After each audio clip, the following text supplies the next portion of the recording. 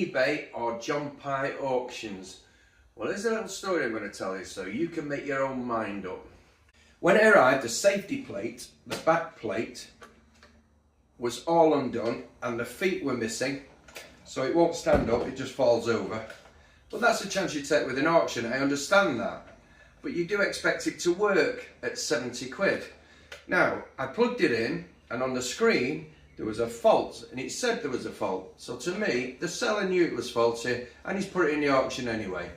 That's a fact. It was faulty and it said so. So I plugged it in and it started up. I thought, oh right, we're going to be all right then. I set the temperature to 54 degrees and let it run. That was 6 litres of water. In about 7 or 8 minutes, I came back into the kitchen to find the container bubbling over and the water was at 100 degrees like a boiling kettle, and boiling water was all over my kitchen because this was faulty.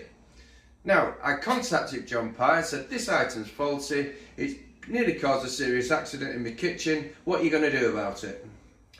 And their answer was, well, the item was listed as being able to viewed, so in this case we don't have any responsibility, you can't return it, there's no refunds, no nothing, thanks very much, kiss your ass goodbye.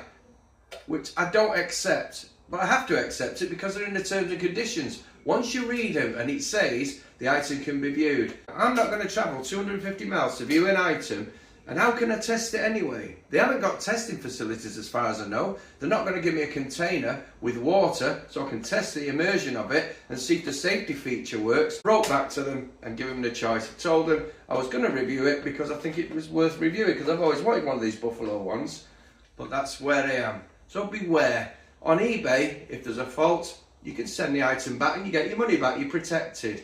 With John Pye, if it says items available for viewing, you have no recourse whatsoever, and if you buy it, no matter how much you spend, I recently spent over £400 on a pizza oven on the Uni one. You've seen it, I reviewed it. Good job that wasn't faulty.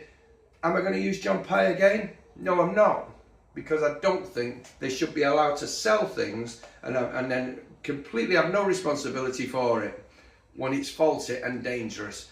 It should be the seller who's pulled up and the money returned.